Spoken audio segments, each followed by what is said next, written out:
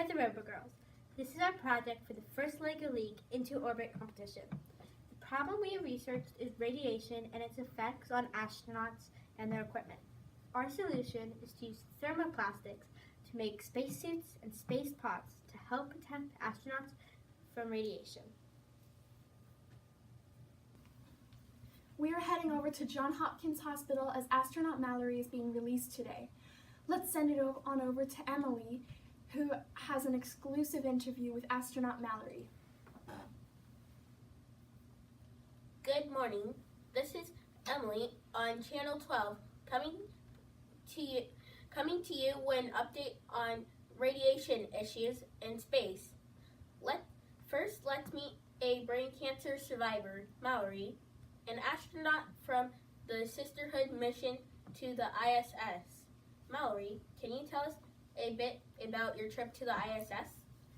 Yes, I was part of the 2014 Sisterhood mission on the ISS for 250 days. While my crew and I were aboard the ISS, we studied ways to get to Mars and back. Wow, now I understand you developed cancer following your mission, which I understand is pretty common among astronauts. Can you tell us about that? Yes, about 25% of astronauts who have flown in space have developed some type of cancer. I developed brain cancer, possibly due to solar flares or high energy protons and heavy ions in space. You see, here on Earth, we are protected by our magnetic field. I was treated at the Johns Hopkins Hospital for the last year. I completed my treatment and now I am completely free from cancer. That's great to hear. Thank you for your service in space. Back to you in the studio, Emma.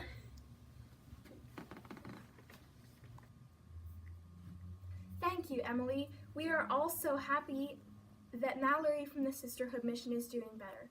In studio, we have a special panel of experts on protecting our future astronauts from radiation. Please welcome Haley, a thermoplastic designer from Certified Thermoplastics, and CJ, aeronautical engineer from NASA. Good morning to you both. Good morning. We wanted to bring you on our panel to discuss what improvements have been made in space technology to help protect our astronauts from radiation. Can you give us some ideas of research being done to, improve spacesuits and prevent radiation exposure? Yes, we are researching how to make spacesuits safer and lighter, as well as safer living habitats. What are some spacesuits and space pods currently made of? The innermost layer of the spacesuit is made out of nylon. Another layer is composed of spandex and an elastic wearable polymer. There is also a layer of urethane-coated nylon, which is involved in pressurization. Dacron, a type of polyester, is used for pressure restraining layer. This will keep the astronauts safer when traveling to or working on the outside of the ISS. Are there polymers that are light enough and durable enough that you can bring them on a space pod? Yes, plastic starts out as these tiny, lightweight beads. These beads are made of different materials, each with different characteristics, depending on unnecessary strengths, such as heat resistance or UV resistance. Have you researched and found that different combinations of polymers that could protect the astronauts better? Well, we are always developing new tools and research that will benefit space travel. One possibility is sending up a small plastic extrusion machine that can make different types of plastic in space. You can see on the screen behind me, this would be easier to carry and someday even be used on another planet like Mars to help astronauts make different types of materials as they go. Yes, they could even use it to create a series of pods that could be lived in. The benefit of this machine is that they don't have to ship large individual pieces into space instead. In the future, would you see only thermoplastics used in space, or do you see the need for metals as well?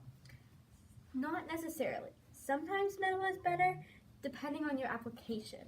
But in space, all the facets of the spacecraft or the ISS are affected by the radiation, such as electronics, erosion, and the astronauts.